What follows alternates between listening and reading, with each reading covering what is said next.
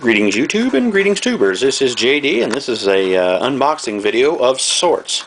I'm doing this video because I just purchased this on the 6th. It is the 9th of December today. And I have watched 6 or 7 Ogre Designer Edition unboxings, and so I would really know what I'm getting for my money. The Steve Jackson website gives you an idea, but it is kind of vague what you are getting. So this video is going to clear up what you are in fact getting. If you have seen an Ogre Designers Edition unboxing video, you can keep that in mind, but really they're not accurate.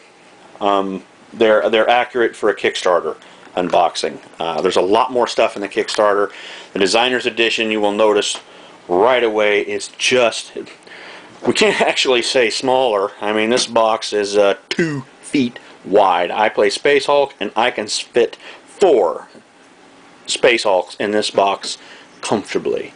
That's not an exaggeration. 4 of them set right down in there.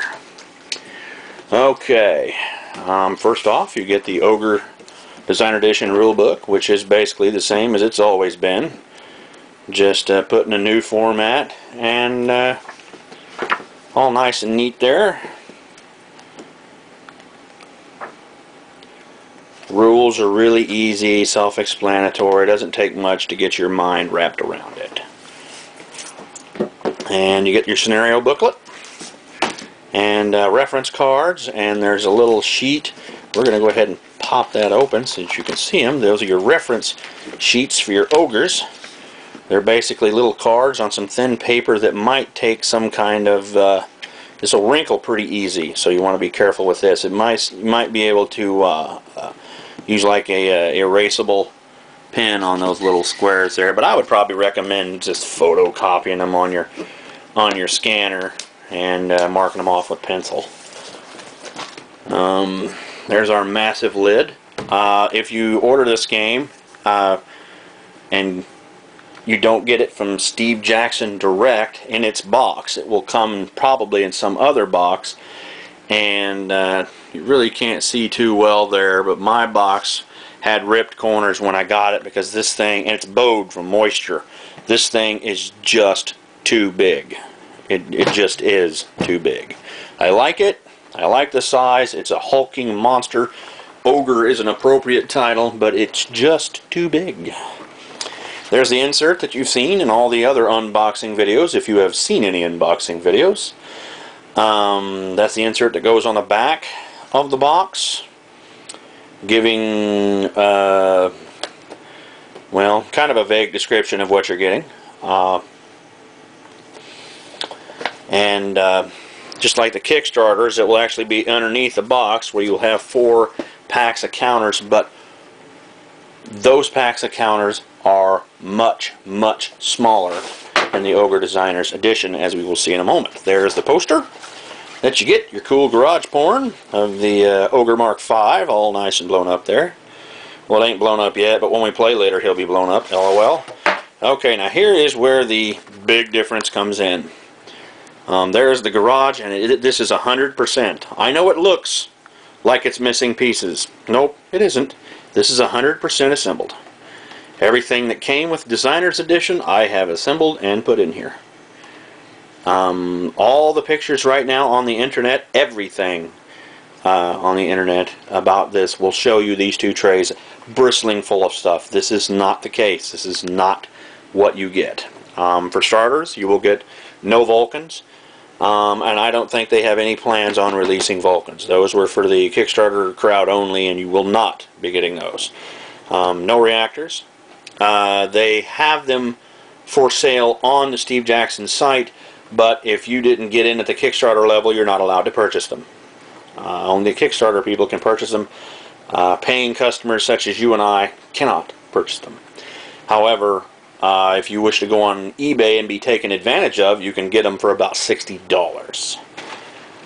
Note I'm a little sour about that. I'm kind of upset. I was looking forward to getting, you know, the little radio broadcast antennas and the nuclear reactors and stuff, and just, you know, going crazy with this game, and this stuff you didn't get it.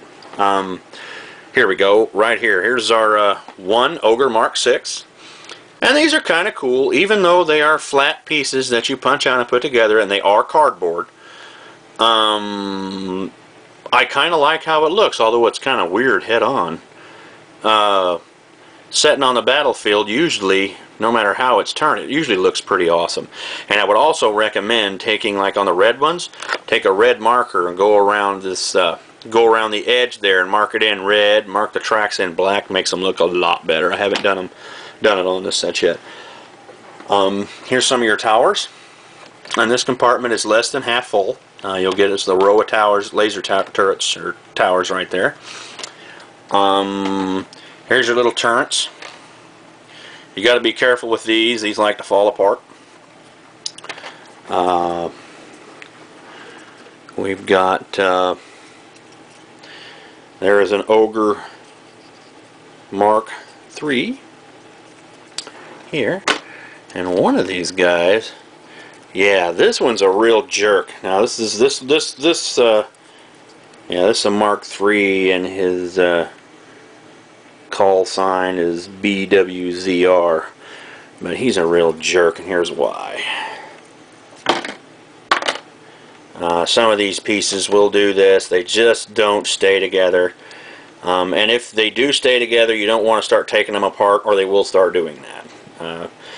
But this is cardboard, and it's going to be, this is layered cardboard, and when you're punching these out, no matter how careful you are, some of these little guns right here will fray and will just split apart on you. The only thing you can really do is get some Elmer's glue and mush it into the layers and kind of try to smash it back together is the only thing I can think of. I would not ever use tape on these. I would use a little bit of wood glue. You can go to Hobby Lobby and get some tacky glue. That's probably the best option right there. So you got to watch out. Some of these pieces like to fall apart and just turn into cardboard junk. And this one here, yeah, this one, it's kind of what they do. So you got to watch that. I would definitely not, like I said, I would not take any of them apart after you put them together. Don't do it. But these were just kind of that way out the box. Probably moisture or something down the road causing it to expand or shrink or whatever. Probably caused that. Here we go with a Mark 5. And this one's sort of solid. This one's not trying to come apart. You'll get them in various degrees. Assembly is not hard. They're pretty easy to assemble. We got a little base here. And the idea behind it is really kind of cool. You only get 2 of these little mobile CP units here. But one more shot of our trays. That is a halfway full tray, or set of trays. The trays are really awesome. They're big, they're cool, and it's a good idea. The trays are a good idea to keep your pieces from being obliterated, because you see how I haven't even played with this yet. I have kept these in cherry condition, and I have done nothing to them, and some of them are already falling apart. So the trays here are definitely a necessity to keep these things from becoming total rubbish. So you definitely would want to store them in here. Okay, here we go. Just like the Kickstarter videos, there's your first map. Great big map, and these maps are well made. These are very sturdy maps. Very sturdy. Right here we'll notice 2 bags of counters. These counters also came in here. They just don't fit down in the bottom as well as I would like to see them. So I keep them in Ziploc bags, and all this dead space in it. These massive trays, you know, you can just throw them in there, and there's plenty of room in them. You're going to have plenty of room in them trays to keep your beer, pizza, maybe a small refrigerator, and a tribe of pygmies. There's just tons of void space over here. Here's map number 1. Well, still number 1, but piece number 2. And again, well made, good, sturdy stuff. These maps are going to hang around longer than the game is, I'll bet you. They fold up into 4s, but they come undone like that. And the same maps that you've seen in the Kickstarter videos, which most are labeled Designer Edition, but they are not. This is the only only designer edition unboxing video to date at the moment that I can think of. Right here, that's why I'm doing it.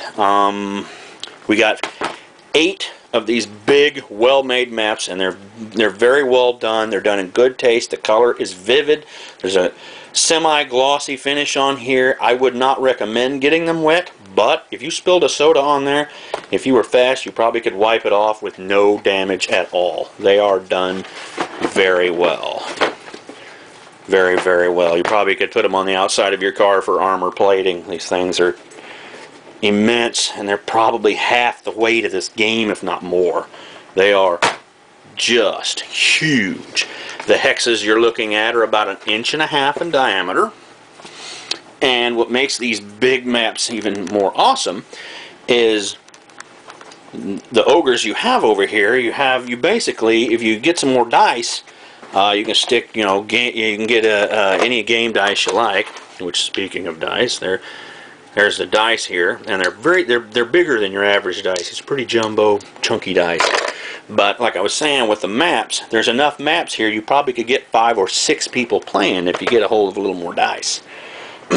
Okay, now we're going to take a glance here real quick at the insert in the bottom. Right off the bat, you're going to notice this big dead space here. You don't get anything for this in the designer's edition. This is just totally empty. You won't be getting those. Here we have another cool feature of the game, the roads. And what's cool with the road is you can see tracks and roads. They're actually reversible. You can turn them over and a track on one side and road on the other, so that you can lay them on your map and confuse traffic or whatever you want to do with them. They're pretty cool. I do like that. These counters right here, there are 5 or 6 different sizes of these. They're the same 1.5 inches in diameter, but they cut them different. See, like this one's oblong on one end and short. They do it different on all of them, and that is how they're sorted. So you're definitely going to want to pay attention to that and sort them that way as you punch them out. Don't just make a big pile or you're so screwed. Here are your flat ogre counters. And again, there will be no Vulcan. You get no Vulcan. The Vulcans do not come with this set. It'll be void. And something else I'd like to point out, you don't get reactors either. If you go to the Steve Jackson website, they offer them, but if you didn't buy a Kickstarter, they don't offer them to you. You are not allowed to purchase them unless you participated in giving Steve Jackson a $1 million loan. Then you don't qualify to have the reactors. Let's go over to this box and finish this up real quick. We have cruise missiles. They're double-sided, as if they need to be, but they are. So if you turn them over, you'll never know. Some Mark I tanks, totally reversible. You have one color scheme on one side and one color scheme on the other. That's kind of cool. Now the train is awesome.